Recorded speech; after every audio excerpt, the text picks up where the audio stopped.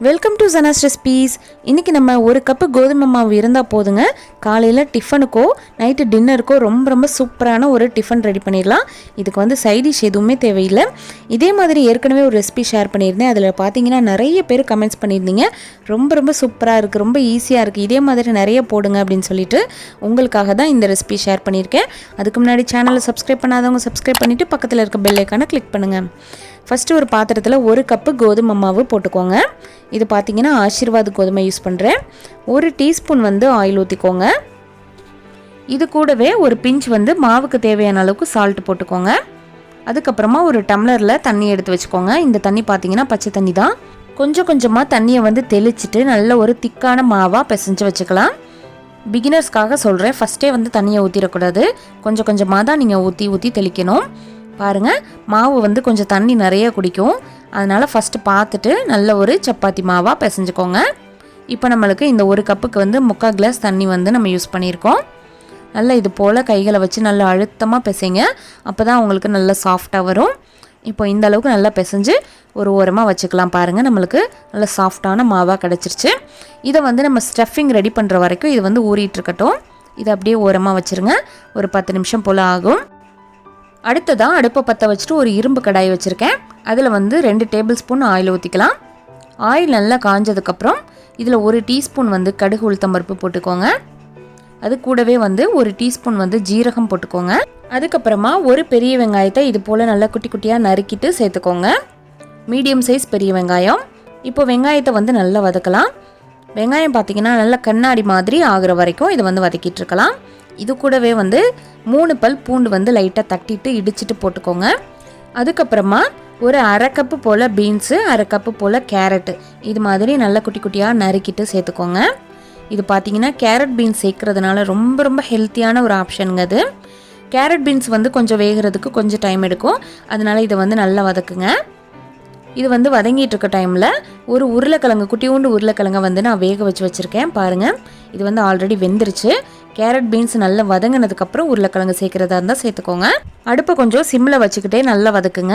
இப்போ இதுக்கு மசாலா பார்த்தீங்கன்னா 1/4 டேபிள் ஸ்பூன் வந்து மஞ்சள் தூள், 1/2 டேபிள் ஸ்பூன் வந்து மிளகாய் தூள், இதுக்கு கூடவே வந்து 1/2 டேபிள் ஸ்பூன் மல்லித்தூள், 1/2 டேபிள் ஸ்பூன் கரம் மசாலா தூள் அல்லது கறி மசாலா, அதுக்கப்புறமா 1/2 டேபிள் ஸ்பூன் உப்பு போட்டுக்கோங்க. இதுதான் இதுக்குள்ள மசாலா. மறுபடியும் இதை வந்து நல்லா கிளறி விட்டுக்கலாம். மசாலாவுடைய பச்சை வாசனை கம்ப்ளீட்டாக போகணும். அதுக்கு வந்து வேக வைக்கிறதுக்கு கொஞ்சமாக கையில் தண்ணி தெளித்து விட்டுட்டு இதை வந்து வேக விட்டுக்கலாம். ஒரு 5 நிமிஷத்துலேயே பார்த்தீங்கன்னா வெந்துடும். வெந்ததுக்கப்புறம் இது போல் நல்லா மசிச்சு விட்டுருங்க நம்மளுக்கு ஸ்டஃபிங்க்கு வைக்கிறதுக்கு. கடைசியாக வந்து கசூரி மேத்தி வந்து போட்டுக்கலாம். இது வந்து ஆப்ஷனல் தான். இது போட்டால் நல்ல வாசனையாக இருக்கும், அதனால நான் போடுறேன். கொஞ்சமாக கையில் உள்ளங்கையில் ப்ரெஸ் பண்ணிவிட்டு அப்படி தெளிச்சுட்டு போட்டுட்டு அமர்த்திடுங்க அடுப்பை. இப்போ நம்மளுக்கு ஸ்டஃபிங் வந்து சூப்பராக ரெடி ஆகிடுச்சு. ரொம்ப ஹெல்த்தியான ஒரு ஸ்டஃபிங் கூட சொல்லலாம். இப்போ இதை வந்து ஆற வச்சிடலாம் ஃப்ரெண்ட்ஸ். இப்போ மறுபடியும் நம்ம சப்பாத்தி மாவு பிசைஞ்சு வச்சுருந்ததை எடுத்துக்கலாம். ஒரு 10 நிமிஷம் போல் ஆயிடுச்சு. இப்போ வந்து ஒரு உருண்டையாக ஒன்று எடுத்து வச்சுக்கோங்க.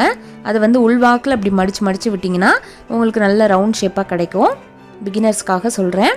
இப்போது இந்த அளவுக்கு சப்பாத்தி மாவு நல்லா சாஃப்டாக இருக்கிற மாதிரி பார்த்துக்கோங்க. இப்போது சப்பாத்தி மாவை உருண்டையாக எடுத்து தட்டிட்டு இப்போ நம்ம பேலுக்கு ஆரம்பிச்சிடலாம்.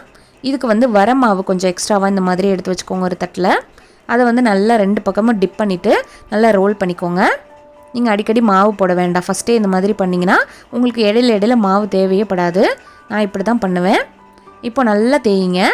பாருங்கள் எவ்வளோ சூப்பராக தேய்க்க வருது பார்த்தீங்களா. ஃபஸ்ட்டே வந்து நீங்கள் மாவை வந்து நல்லா டிப் பண்ணிக்கிட்டிங்கன்னா உங்களுக்கு இடையில மாவு அப்பப்போ தூவி தேய்க்க தேவையில்லை. இது போல் நல்ல ரவுண்ட் ஷேப்பாக சூப்பராக தேய்ச்சி எடுத்துக்கலாம். பாருங்கள், இப்போ இந்த அளவுக்கு தேய்ச்சதுக்கப்புறம் நடுவில் இப்போ நம்ம ஸ்டஃபிங்கை வந்து வைக்க போகிறோம். ரொம்ப பெருசாகவும் இல்லாமல் ரொம்ப சின்னதாகவும் இல்லாமல் நடுத்தரமாக தேய்ச்சிட்டு ஸ்டஃபிங்கை வந்து வச்சுக்கோங்க. அந்த ஸ்டஃபிங் வந்து கொஞ்சம் ஆறி இருக்கிற மாதிரி பார்த்துக்கோங்க. ரொம்ப சூடாக வச்சிட வேண்டாம், அப்புறம் சப்பாத்தி இதிலே வெந்துடும். அதனால் கொஞ்சம் ஆற வச்சுட்டு சேர்த்துக்கலாம். இப்போ நடுவில் மட்டும் கொஞ்சமாக அப்படி சேர்த்துட்டு ஸ்பூனை வச்சு அமுக்கி விட்டுருங்க. இப்போ இன்னொரு பாத்திரத்தில் கொஞ்சமாக தண்ணி எடுத்துகிட்டு அந்த சப்பாத்தியோடைய இந்த ஓரங்கள் எல்லாத்தையும் தண்ணியை வச்சு தடவுங்க. ஏன்னு சொன்னால் இதுதான் நம்மளுக்கு ஒரு கம்மு மாதிரி ஒட்டி பிடிக்கும்.